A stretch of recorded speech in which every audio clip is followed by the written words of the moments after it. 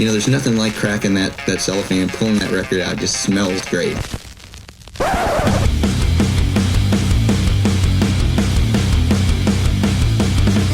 Welcome to BODS Mayhem Hour. Non-stop hardcore energy. I love the show, guys. You're awesome. Unlike any other. With your host, John the Bod, a.k.a.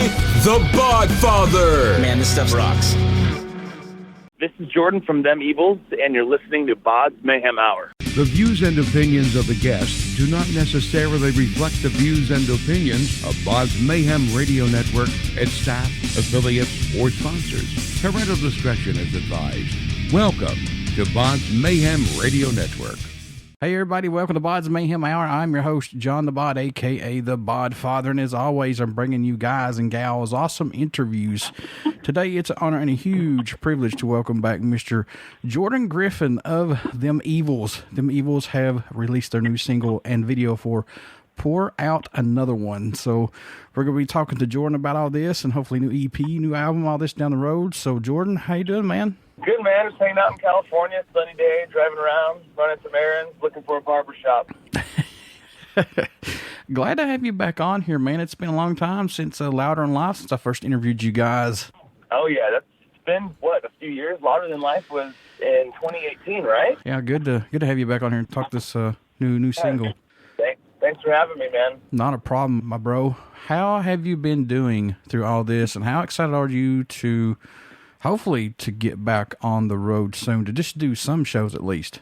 Yeah, we've been doing good. We've just been doing a lot of writing, a little bit of recording, just figuring out what we want to do in the future as far as touring and releasing songs and making music videos. We've been doing a lot of business stuff, rearranging a few things. But overall, it's been pretty good. There was a few times, things got hairy and we were wondering what we were going to do with the band. But, we persevered and we got through it, and nothing but up from here. That was going to be my next question. Did you find yourself and the band doing anything differently other than music, such as collecting or catching up on anything, or maybe even thinking about, hey, are we still going to be a band after all this is over? Yeah, there was a few times, like I said, things got a little bit hairy. We were wondering what the hell we were going to do, if we were going to, keep going, but we knew that this shitstorm was going to pass. And there was going to be a time where, touring would come back and people would start listening to music and we'd be having fun and doing the whole band thing again. And we're almost out of the shitstorm. And, there's a bright future coming, and there's going to be tours and there's going to be shows and there's going to be festivals. So we're pumped. We'll definitely be in a different type of norm, though, I believe, when it all gets back to normal, the quote-unquote normal, as I should say. I think it's going to be very different. I agree. I think the mask thing is going to be a little bit weird, but I give it to the end of the year, and everything's going to be just completely normal. Everyone's going to be vaccinated. No one's going to be giving a shit about this thing. The only thing I am worried about is not being able to go to the merch table and interacting with fans and shaking hands. I'd kind of be a little bit skeptical about that because we're all germaphobes now. It's kind of ingrained in our DNA. We're always going to be, a little bit weary of that kind of shit. But fuck it. Let's fucking play some rock and roll. Let's meet some people and let's have a good time. How does it feel to have your song, Where Are You Gonna Crash Tonight, as one of the best rock songs of 2020 by Loudwire? It's pretty awesome. I love it.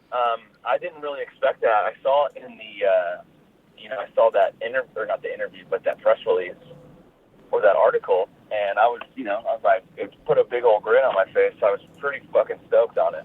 Yeah, I saw it too, and I was like, that's my boys. They, hell yeah, dude. I mean, to see where you guys have come from to getting acknowledgments like that from different types of magazines and music plays out there, and that's pretty awesome to for me to see where you guys have come from the festivals to now to see what you guys are doing. Yeah, I mean, it's very humbling, and there was a lot of shit going on. During 2020, we were wondering if we were going to continue, and then stuff like that happens, and leaving a footprint somewhere, we're changing people's opinions on music, and people really are responding to that song. So we're like, we're doing something right. We can't just let this go. We didn't come this far just to come this far and give up. So it's awesome, that kind of shit. Yeah, it adds fuel to your fire, man. Definitely. Yeah, that was the best way to put it. Writing the new single, Pour Out Another One, was it important to write this single as a middle finger to COVID, or did the song pretty much write itself? I would say the song wrote itself. It was very organic. When we were in the room writing it, our buddy Aaron Edwards, he came in with the top line, Pour Out Another One, and we just kind of built the song around that. We wanted something simple, just, technically it's just a one riff song. I had the same riff throughout the entire thing except for the bridge. When the bridge hits, it's a different, chug, a different rhythm.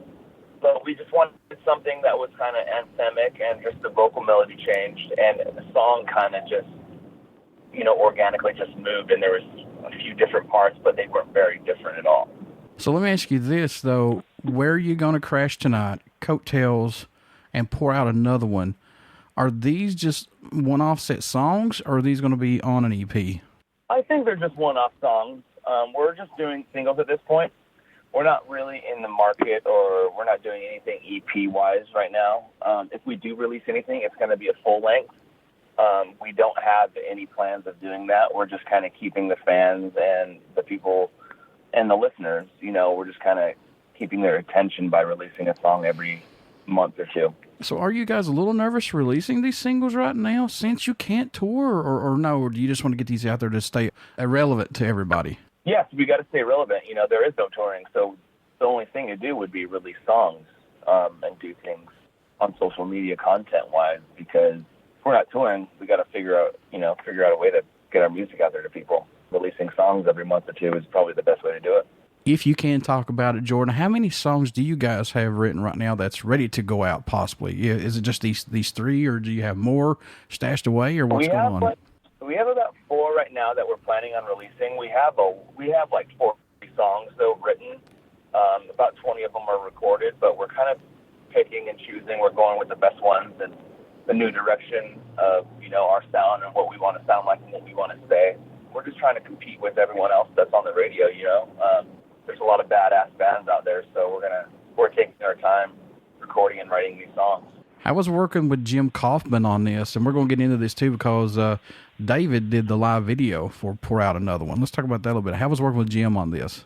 Jim's badass. He's one of the best producers.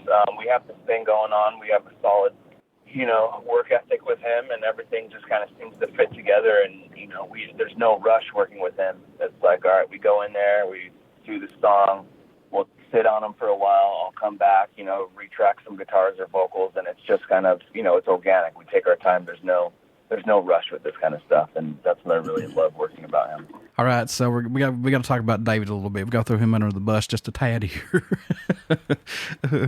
Working with David on this video, how's David versus a producer, videographer, I should say, then bandmate?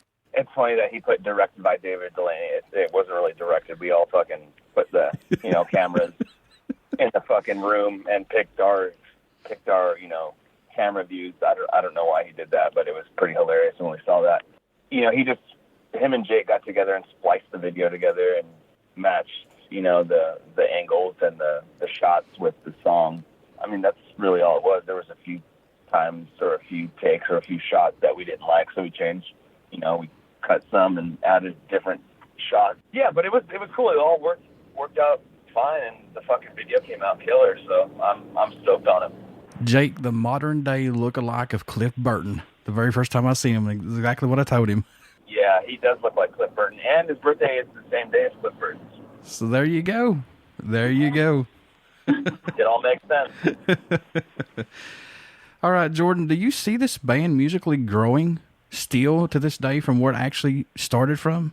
Yeah, of course. I mean, if we weren't evolving or growing musically, then there's no point of being in a band or even doing it, or I'd just lose interest and just start another band. But yeah, the more we play, the more content we release, the more we write. I feel like we're always growing.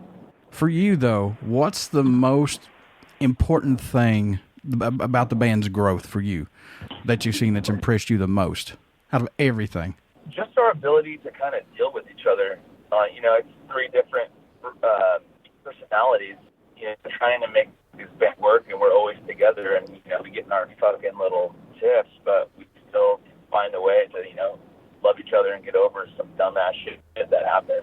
That's what being in a band is about, you kind of just kind of work around other people's personalities. You got to learn how to kind of sacrifice your ideas for their ideas if they're better, you know, and people's scheduling and, you know, how they deal with things. And it's just, we're really good at kind of dealing with each other, and that's what I love.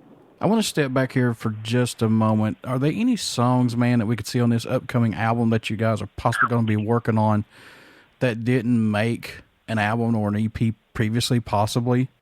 You know, I have no idea. There's so many songs that we've recorded that we haven't used.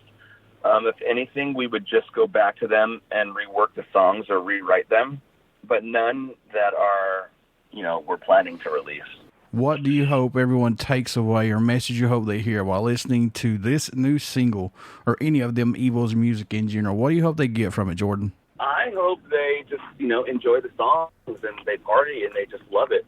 You know, we put a lot of time and effort into these, so I just want people to have a good time listening to our songs. Did you have a go-to album or song when you were younger that affected you as far as giving you inspiration or just let you escape for a while? Did you just have that one go-to album or song possibly? I would say Master of Puppets from Metallica. Good one. That was my go-to album, no matter what. It just fucking hit home for me, and I love every song. It's a flawless record. And the fucking riffs are just killer. That album could speak for you. It could, you know, let you escape. It could be your voice. Because, I mean, that album was the one that saved my life. So I know where you're coming from, man. Yeah, it was either that one or Dirt by Alice in Chains. Because that's my favorite album of all time. And that's probably the one that I go to the most when I'm, like, you know, in a bad spot or fucking on an alcoholic drug bender. Or, like, I'm fighting with my fiance and shit's just not going down. And Lane Staley has a lot to saying that record, and I'm like, you know what? This fucking dude knows what he's talking about. So when can we possibly, I mean, just in a ballpark range, when can we see this full-length album? Are we talking about this year or maybe next year, possibly? I have no idea, but hopefully next year or later this year, we'll compile enough songs to release something. But as far as just releasing stuff, it's going to be singles. Touring with them Evils, I know you guys have been to a lot of places, but do you have a favorite moment possibly that sticks with you to this day? Said, I can't believe we played with that band, or we were on this iconic stage, possibly. Yeah, Rock on the Range in Columbus, Ohio. We opened the stadium, and it was our first stadium show, and that was some intense shit, man. I was shaking in my booth.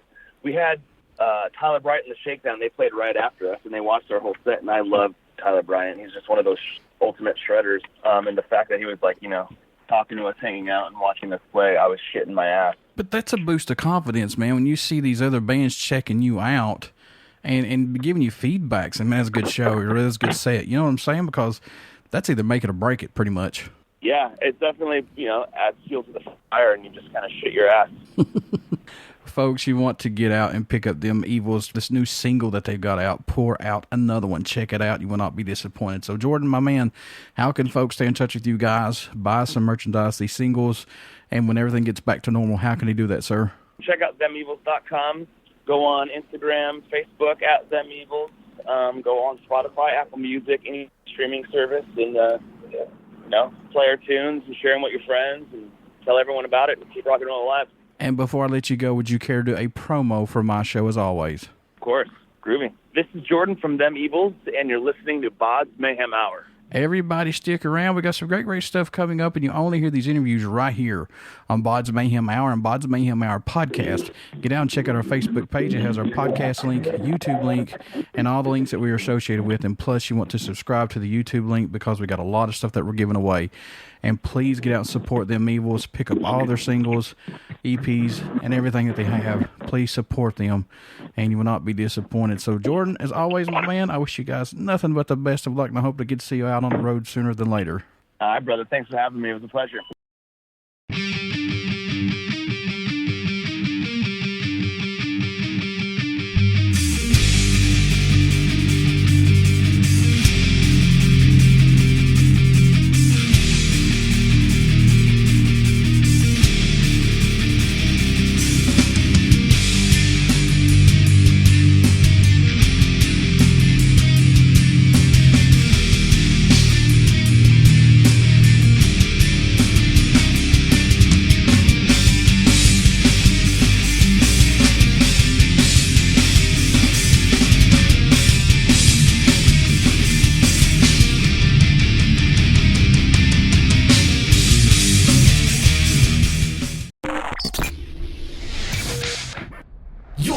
listening to BODS Mayhem Hour.